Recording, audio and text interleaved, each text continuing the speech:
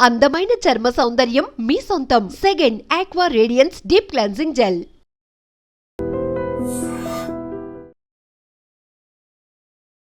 ఏ program అంటే 40 ఏళ్ళు మాట్లాడలేదు మీ అందరూ తెలుసు.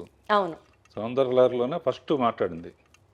నా నమ్మకం ఏంటంటమ్మా, డైరెక్టర్గా నా జర్నీ ఇంతకాలం ఇంత స్ట్రాంగ్గా ఉండడానికి కారణం అండ్ నా ప్రొడ్యూసర్లకి, ఆర్టిస్టులకి, టెక్నీషియన్స్కి, డిస్ట్రిబ్యూటర్స్కి, థియేటర్ యాజమాన్యానికి అండ్ ప్రేక్షక లోకానికి వీళ్ళందరికీ మనస్ఫూర్తిగా థ్యాంక్స్ చెప్తున్నాను. వాళ్ళు లేకపోతే నా ఈ సక్సెస్కి అర్థం లేదు. అండ్ ముఖ్యంగా పర్టికులర్గా నేను వాళ్ళ ఇంత సక్సెస్ఫుల్గా ఉండటానికి రీజన్ ఏంటంటే మంచి ముహూర్తం ఏంటంటే పూజ్యులు విశ్వఖ్యాత నట సార్వభౌమ ఎన్టీ రామారావు గారితో అడవిరాముడు చిత్రంతో నా జర్నీ కమర్షియల్ డైరెక్టర్గా స్టార్ట్ అయిందమ్మా. ఫస్ట్ టైం ఆడిటోరియంలో అడవిరాముడిలో అంతకుముందు రామారావు కనపడితే పూలు వేయటం, కొబ్బరి హారతలు ఇవ్వటం ఉండేది. ఫస్ట్ టైం ఆర్ఎస్కోబాయ్ పాటకి డబ్బులు వేయటం మొదలుపెట్టారు. అదొక రికార్డు. దానికి కారణం ఏంటంటే ఈ అవకాశం నాకు అవడానికి నేను అసిస్టెంట్ డైరెక్టర్గా ఫస్ట్ క్లాప్ కొట్టింది కూడా ఆయన మీదే. ఆయన మీద కొట్టిన క్లాప్ ఆ తర్వాత ప్రేక్షకులు కొన్ని కోట్ల మంది మన సినిమాలకి క్లాప్స్ కొడతారని అప్పుడు ఊహించలేదు నేను. ఇలా చాలా విషయాలు మీ నుంచి తెలుసుకోవడం, మీతో పంచుకోవడం సంతోషంగా ఉంది. ముఖ్యంగా అండి 50 ఏళ్లలో 110 సినిమాలు చేయడం అదొక మామూలు రికార్డు కాదు. అంటే ఒక ఫిల్మ్ మేకర్గా, ఒక డైరెక్టర్గా 50 ఏళ్ళు కంప్లీట్ చేసుకున్న వాళ్ళు మేబీ హాలీవుడ్లో మనం చూసుకుంటే స్పిల్స్బర్గ్ గారి దగ్గర నుంచి, మార్టిన్ సోర్సెస్ గారి దగ్గర నుంచి ఇట్లా కొంతమంది ఉంటే ఉండొచ్చు గాక, కానీ భారతదేశంలో 50 ఏళ్లలో 110 సినిమాలు, అందులో అసలు 70కి పైగా సినిమాలు 100 డేస్ కంప్లీట్ చేసుకోవడం, 26 సినిమాలు రజతోత్సవాలు పూర్తి చేసుకోవడం, 4 సినిమాలు గోల్డెన్ జూబిలీ సెలబ్రేషన్స్ పూర్తి చేసుకోవడం, ఇవి కాక 4 సినిమాలకి మీరు దర్శకుడిగా ఒక పర్యవేక్షణ చేయడం, అసలు ఇవన్నీ ఒక మామూలు విషయం కాదు రాఘవేంద్రరావు గారు. ఈ మ్యాజిక్ని ఎలా సాధ్యం అయ్యేలా చేశారు మీరు? అంటే ఎప్పుడు ప్రతి ఫీల్డ్లోనూ కాంపిటీషన్ స్పిరిట్ ఉండాలమ్మా.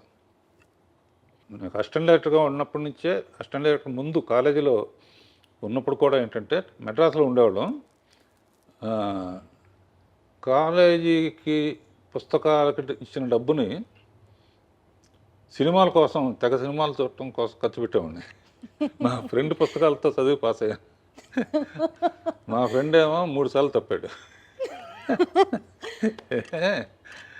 అలా చూసి నడిచి మౌంట్ రోడ్ నుంచి నడిచి వస్తూ ఉంటే ఈ షాట్ ఎట్లా తీశారు, ఈ షాట్ ఎట్లా తీశారు, మనం అయితే ఎలా తీయాలి అనే ప్యాషన్ విపరీతంగా ఉండేదమ్మా. అప్పుడు మా నాన్నగారు కూడా డైరెక్టరు. ఆ తర్వాత ఆయన చాలా సక్సెస్ఫుల్గా ప్రేమ్ నగర్ ఇవన్నీ చేశారు. మా సొంత ప్రొడక్షన్స్ ప్రకాష్ ప్రొడక్షన్స్ అని ఉండేది. దానికి ఎంబ్లమ్ లైట్ హౌస్ అనమాట. సొంతంగా తీసిన సినిమాలు చాలా అడ్వాన్స్ ఐడియాగా తీసేవారు ఆయన. అందుకనే మొత్తం పోయింది డబ్బు. డైరెక్టర్ ఆలోచనలు ఎలా ఉంటాయంటే కంపారిజన్స్తో ఉంటాయి. ప్రకాష్ ప్రొడక్షన్స్ లైట్ హౌస్లో బల్బు ఆరిపోయింది, నేను మళ్ళీ డైరెక్టర్ అయ్యి ఆ బల్బు వెలిగించాలి అనే ఒక ఛాలెంజ్ తీసుకున్నామా. ఛాలెంజ్ తీసుకుని ఫస్ట్ పిక్చర్ పాండవనస్తం కమలాకర్ కామేశ్వరతో చేసి, తర్వాత నాన్నగారి దగ్గర ఎక్కువ చేశాను. యుమోత్సవం గారి దగ్గర ఒకటి చేశాను. నాన్నగారి దగ్గర సెక్షనే చాలా ఉపయోగపడింది. నాన్నగారితో స్త్రీజన్మ ఇది తీస్తున్నప్పుడు రామానాయుడు గారు, నాన్నగారు ప్రేమనగర్ కనెక్షన్స్తో నేను మ్యూజిక్ విషయంలో కానీ, ఈ విషయంలో కానీ నా యాక్టివిటీసు ఇవన్నీ చూసి, రాఘవేంద్రరావు ఫస్ట్ డైరెక్షన్ నాకే చేయాలి నువ్వు అని చెప్పారు. చెబితే మా ఫాదర్ ఏమన్నారంటే ఇంకొంచెం ఎక్స్పీరియన్స్ ఉంటే బెటర్ అని చెప్పి అలా పాపం. అందుకనే సౌందర్యలహరిలో ఫస్ట్ నేను నాయుడు గారితోనే స్టార్ట్ చేశాను. ఆ తర్వాత యాక్చువల్గా మా ఫ్రెండ్స్ చాలా కేసీపీ లిమిటెడ్ అని దాని తాలూకు కొంచెం బాగా రిచ్ పీపుల్, బాగా క్లోజ్గా ఉండేవాళ్ళం. వాళ్ళు ఓ రోజు మన రాజేంద్ర సినిమా తీద్దాం అన్నారు. తీద్దామంటే నేను అందరిలాగా ఎందుకు శ్యామ్ బెనగల్ వాళ్ళలాగా మంచి ఆర్ట్ ఫిల్మ్ తీయాలి, ₹1,00,000 తీసి రికార్డు చేయాలి, కొత్త ఆర్టిస్టులు ఎవరికి డబ్బులు ఇవ్వటం లేదు, ఎవరు ఫుడ్ వాళ్ళు తెచ్చుకోవాలి, ఇటువంటి పిచ్చి ఆలోచనలతో వాళ్ళకి చెబితే ₹1,00,000 సినిమా కాదు, కాస్ట్లీ సినిమా తీయాలి, ఫస్ట్ పిక్చర్తోనే జగపతితో పోటీ పడాలి, రామానాయుడు గారితో పోటీ పడాలి. సో ఒక డైరెక్టర్గా అది డిఫైనింగ్ మూమెంట్ అన్నమాట. అసిస్టెంట్ డైరెక్టర్ నుంచి డైరెక్టర్గా ఆ ఛాలెంజ్ని యాక్సెప్ట్ చేస్తూ అప్పటి పరిస్థితులకు తగ్గట్టుగా వండర్ఫుల్ అండి. నేను ఏం చేస్తానో ఎలా చేస్తానో కూడా నా మీద నమ్మకంతో ఇచ్చిన ప్రొడ్యూసర్స్ మొట్టమొదటి ఇచ్చిన వాళ్ళకి మర్చిపోకూడదు కదమ్మా. సార్ ఆ హంబుల్ క్వాలిటీ ఎన్ని జనరేషన్స్ మీ నుంచి నేర్చుకున్నా సరే ఇంకా చాలా తక్కువే అవుతుంది. అది మే 2, 1977 టాలీవుడ్కి ఒక గొప్ప దర్శకుడు పరిచయం అయిన రోజు. బాబు సినిమా రిలీజ్ వెనకాల ఒక కథ ఉంది అని విన్నాము. అంటే మీరు ముహూర్త బలాన్ని గట్టిగా నమ్ముతారని, ఆ ముహూర్తానికి ఆ సినిమాని విడుదల చేయాలి, కానీ అప్పట్లో కాబట్టి కరెంటు కోతలు అవి ఉంటూ ఉంటాయి, సో టైంకి రిలీజ్ చేయలేకపోతున్నాము అని చెప్పి మీరు ఒక పోస్టర్ వేసి అందరికీ పంచారట. సో ఆ ఎక్స్పీరియన్స్ని గుర్తు చేస్తూ ఆ టైంలో ఎలాంటి సవాళ్ళని ఎదుర్కొన్నారు రాఘవేంద్రరావు గారు మీరు? అంటే ఒకటమ్మా, ఏప్రిల్ 28 మే 2, మే 9 ఈ 3 సెన్సేషన్. బాబు కూడా 28 రిలీజ్ అవ్వాల్సింది, మే 2కి వచ్చింది. ఓకే. అడిగిరాముడు April 28 super duper hit. Baahubali April 28 super duper hit. Wonderful. May 2 నా ఫస్ట్ పిక్చరు. మే 2 అమరావతికి మళ్ళీ పుట్టినరోజు. అంటే మనం బెదవాడాలం కనుక ఖచ్చితంగా అమరావతితో కనెక్ట్ అవుతాం. రైట్. మే 9 రేపు one of my Veerudu Athiloka Sundari మా అందరి ఫేవరెట్ సినిమా రిలీజ్ అవుతుంది అప్పుడు కూడా. సో ఈ 3 డేట్స్ గోల్డెన్ మెమరీస్ ఉంటాయమ్మా. అండ్ ఎప్పటి నుంచో నాకు ఈటీ చూసినప్పటి నుంచి ఫ్యాంటసీ సినిమా తీయాలని, ఫస్ట్ ఫ్యాంటసీ సినిమా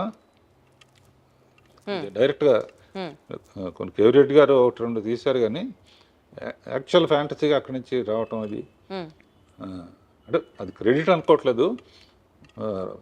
రైటర్ చక్రవర్తి ఐడియా చెప్పాడు, తర్వాత జంజాల గారు, ఎండమూరి వీరేంద్రనాథ్, విజయేంద్ర ప్రసాద్ మేమందరం కలిసి తీసాం. రేపు 9వ తారీఖు నాకన్నా మా టీం అందరూ ఉత్సాహంగా ఉన్నారన్నమాట. అసలు మేమందరం ఫ్రెండ్స్ ప్లాన్ చేసేసుకున్నాము అక్కడ కేక్ కటింగ్కి, అక్కడ అసలు ఫుల్ హడావిడి చేయడానికి ఫుల్. అంటే ఫస్ట్ టైం ఆ సినిమాని కొన్ని లక్షల సార్లు చూసినా ఇంకా సినిమాని ఇప్పుడు మళ్ళీ థియేటర్కి వెళ్ళి చూడాలి అన్నది మాలో కూడా ఫ్యాన్స్గా కూడా బోలెడంత ఎక్సైట్మెంట్ని నింపే ఒక సినిమా అది. అదేనమ్మా, ఇప్పటికీ దత్తు గారు కానీ చాలామంది జగదేక వీరుడు వస్తుందో మళ్ళీ తీయమంటారు. నేనేమంటా అంటే అదే పేరు పెట్టి వేరే సినిమా తీసినా బాగుండదు. అదే సినిమా తీయాలంటే మళ్ళీ కంపారిజన్ వస్తుంది. ఇప్పుడు చిరంజీవి కొడుకు రామ్ చరణ్తో తీసాం అనుకో, శ్రీదేవి కూతురు తెలుసు అనుకో, మనుషులు మారారు కానీ వాళ్ళే గుర్తుకొస్తూ ఉంటారు. 100% రైట్ సార్ మీరు చెప్పింది. పైగా మ్యూజిక్ ఏమో మార్చకూడదు. అంతకన్నా గొప్ప మ్యూజిక్ ఇళయరాజా గారు, మహానుభావుడు. ఒకసారి ఊరిని సరదాగా చెప్తాను, ఇళయరాజా గారు నేను ఎప్పుడు మాట్లాడినా కదా, ఆయనకి ఏదో ఫంక్షన్ వస్తే ఇక్కడికి వచ్చాడు ఆయన. అందరూ మాట్లాడిన తర్వాత రాజా గారు మాట్లాడడం, ముందు డైరెక్టర్ గారిని మాట్లాడమనండి రాఘవేంద్ర గారిని, నేను ఆయన మాట్లాడారంటే ఇప్పుడు అదేం కుదరదు, ఆయన మాట్లాడితే నేను మాట్లాడతాను అంటే, సార్ నన్ను క్షమించండి, నేను ఎప్పుడు మాట్లాడలేదు స్టేజ్ మీద అంటే, మీరు మాట్లాడితే మాట్లాడతా లేకపోతే దిగిపోతాను. అప్పుడు ఒక మాట చెప్పాను అనమాట, ఇళయరాజా గారు జగదేక వీరుడు అయితే ఆయన సంగీతం అతిలోక సుందరి అని. భలే చెప్పారు. అంతకన్నా 2 ముక్కల నుంచి ముగించేశారా? ఆ మాత్రం ఆ ఒక్క అంతే. మాట చెప్పి ముగించేశారా? ఈ మధ్య అంటే ఇప్పుడు రంగంలో దిగాను కాబట్టి కొంచెం మాట్లాడుతున్నా.